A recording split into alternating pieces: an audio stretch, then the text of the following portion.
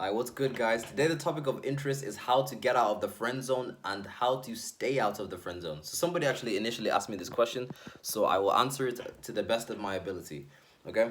So of course, a lot of us have been in the friend zone, and we can all agree that the friend zone is just not a good time, right? Nobody likes being in the friend zone. Nobody really enjoys it. Which is why we spend so much time on YouTube, on Google, trying to figure out how to get out because nobody wants to stay there. So I'm going to share with you a couple truths first, then I'm going to get into my views on it. And some of them may be really, some of them they may be a little bit controversial, but I believe it's truth. Okay, and it can be challenged. If you disagree, you can challenge it.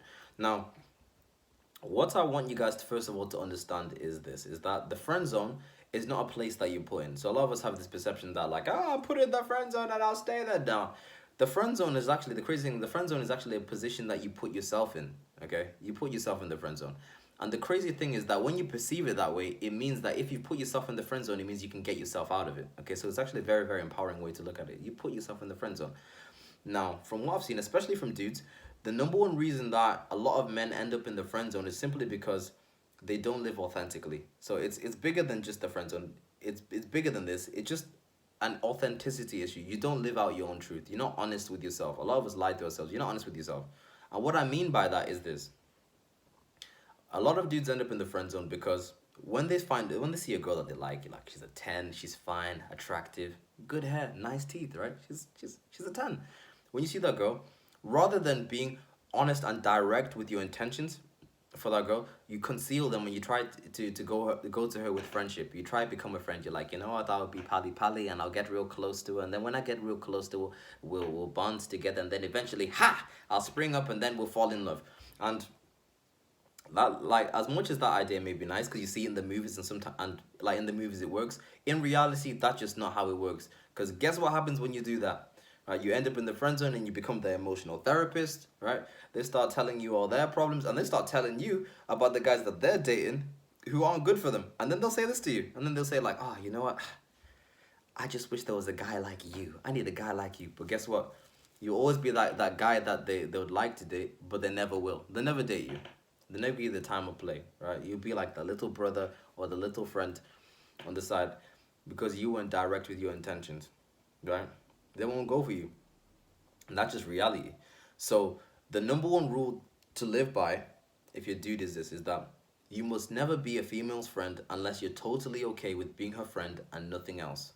The facts. You must never be a female's friend unless you're totally okay with being her friend and nothing else. And you girls can apply this too. Don't be their friend, because that's not what you want. Yeah, so it's about living authentically. Like I said, don't lie to yourself, man. It's very disempowering when you lie to yourself. So from the jump, from the early, if you find somebody attractive and you're interacting with them, don't go there trying to pretend to be their friend. Make your intentions known. So make it be known in some sort of way that you find them attractive. Try ask them out on a date and make it clear that you're asking them out on a date. Make it clear, man. Make it clear that you find them attractive early. And one or two things is gonna happen. Either one, they're gonna like it and they're gonna go along with it, or two, they'll reject it. And if they reject it, then it's cool. You've not wasted any time. Rather than busy peddling and hanging around in hope that they'll change their mind. Because I can tell you right now, no amount of friendship is going to change their mind. It's very, very rare. There are rare cases where that happens, but it's very, very rare. And for the most part, it's not worth the time. Because what happens is this really, when you stay there trying to change somebody's mind, you're trying to win them over. It's a very disempowering frame to be in, and it erodes your self-esteem, right? Because you're chasing somebody who doesn't want to be caught by you. And on top of that, this person that you're busy focusing on is taking up space and stopping you from allowing other amazing people to come into your life, right? So what we want to do now is build an abundance mindset. And what an abundance mindset means, that there's plenty more to go around. Like there are plenty more other amazing people and plenty more other attractive people who will be into me or into you just as much as you'll be into them. That's what you want to build in your mind, right? The abundance mindset gives you the ability to let people go.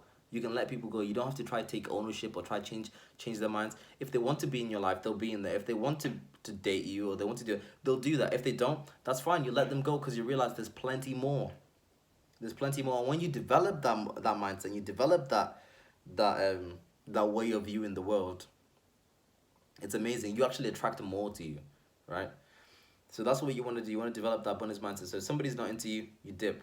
right? So like, so some of you may like, but we've been friends for a long time. Listen, if you started the friendship with the intention of trying to date them, right, and you still want to date them, you will never really their friend. You're not their friend. You're like, oh, cheers, it's harsh, I've been there. You're not their friend. But like, you're not. You've been lying to yourself and you're lying to them. The whole friendship that you've got here is built on the foundation of a lie, right? And weak foundations crumble when times get hard. So you're not their friends, right? So you're not entitled to stay in people's lives. You dip. That's not what you want. You walk away. Live out your truth. Be honest. Unless you can say that you're 100% okay with not dating him and you're cool with it, then fine. You can stick around. But aside from that, don't. Dip. Okay? Dip. Now, the second thing is that if you are in the friend zone, how do you get out of the friend zone? Now, normally I don't really comment. I think the solution to this is important. It's a good way to live. You should live this way, but I don't want the focus to be on trying to change the person that you want to win, the person you want to win over his mind. That shouldn't be the focus. But this is how you get out of the friend zone. And it works two ways for guys and girls. So if you're a guy and you want to get out of the friend zone, the two ways you can go about this. And it's one, improving yourself. So you distance yourself from the goal, improve yourself. So build your body, build your physique, build your comfort, build your confidence by really invest in your purpose. Like the way I see it is this, is that all of us have gifts and talents that we're really good at, all these interests, and I think you should really go all in with what you're really passionate about. Really go all in, because when you do that, what actually happens is, when you're going all in what you're really interested in, what you're passionate about, what it does is it generates personal growth and it generates confidence, and then confidence is very attractive. It draws people in. When somebody's more confident, self-assured, it draws people into you. So you want to do that. You want to really, really immerse yourself in the things that make you passionate, and try find your purpose, try find your vision, and then build the vision that you have. That's what you want to do. So you want to improve your life, improve yourself. And by improving yourself and building your confidence, you attract more. Then that's more attractive to females. Confidence. And the second way you can do this is by dating more attractive people. And it sounds cruel, but it is what it is. So let's say, like, for conversation's sake, we have a scale of attractiveness, a scale of hotness. And if you're a dude and there was a girl that you liked, and let's say she was a 7 for conversation's sake, and she wasn't giving you time of day, and then you start dating a 9 or a 10, best believe that a lot of the people who were 7s who didn't give you time of day will start giving you time of day. And why is that? Right? Because you're dating somebody who's perceived as higher status, and in people's minds, people want what other people want too. People want something that's desired. Nobody wants something that's not desired. We all want something that everybody wants, which is weird. Well, it's not weird, it's human nature. People want what is perceived as desirable. And it's not so much that it's because you're dating somebody attractive that all these people who didn't give you time of day or time of play want to give you attention now. It's simply because in their minds, they think that for you to be dating somebody who's perceived as higher value, seeing somebody who's more attractive, you must have something radical, amazing to offer. You must have some sort of confidence, and that's attractive to people. So doing that, they'll flock to you, man. They'll flock to you. As soon as you start dating attractive people or start hanging out with more attractive people, people who are perceived as higher status, they'll flock to you, man. They'll flock to you. It will happen. They'll flock to you. Now, if you're a girl, it works a little bit differently. If you're a girl and you want to get out of the friend zone, you want to attract somebody, once again, I don't want the focus to be on trying to change this person's mind.